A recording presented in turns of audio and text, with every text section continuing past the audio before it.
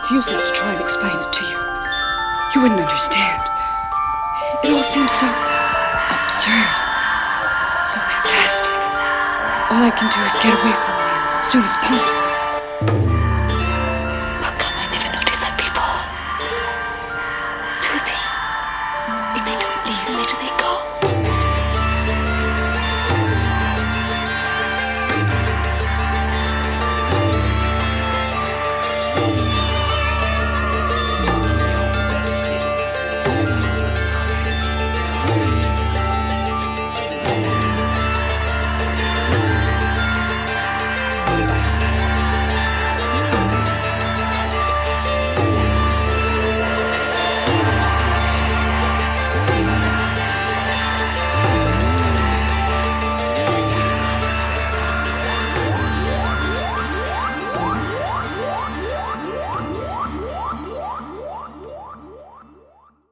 Suspiria isn't a film that I can quite put into words, as the reason why this film captivates me so much is not the usual reasonings to which I find myself allured to a film. I first discovered this film from its soundtrack on YouTube, and from there, I gave it a watch, and I did not like it. But after a few days, I began to think more and more about the film, and what exactly it was that I just watched. And that's when it started growing on me. I see it not as a film that is terrifying or anxiety-ridden or even a roller coaster ride of suspense, but more of a thing of beauty. Due to that, this film is what I would call a masterpiece in visual horror films.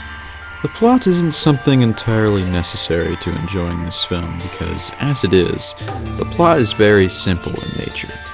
We follow the character of Susie Bannon, an American ballet student that's transferring to a fancy ballet school in Germany. She finds that things around this school are very strange and unusual, and that's mainly because this school is run by a coven of witches that have been dispatching certain students in very violent and bloody ways. The acting in this film leaves a lot to be desired.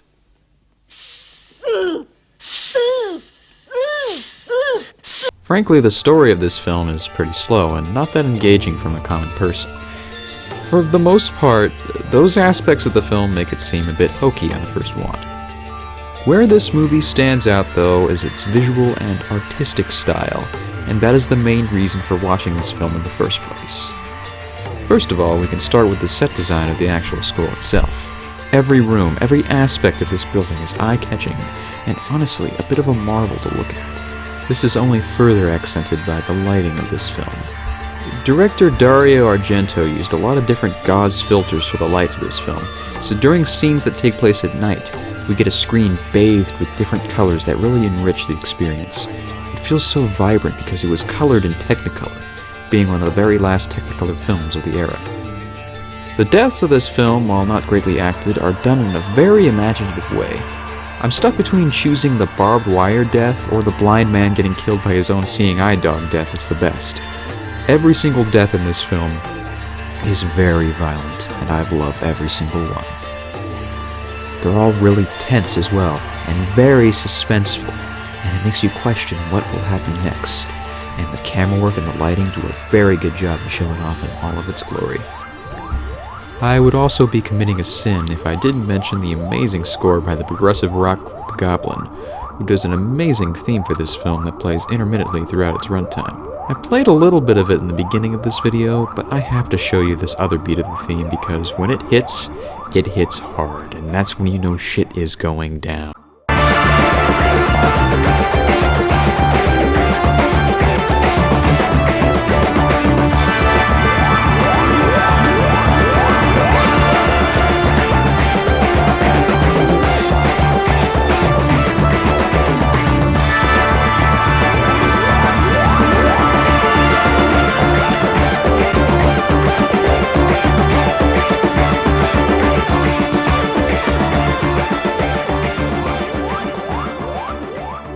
I do have a few minor gripes about the film, such as the fact that it can be a bit slow and the acting is amazing, but I'm also not a huge fan of how the film ends.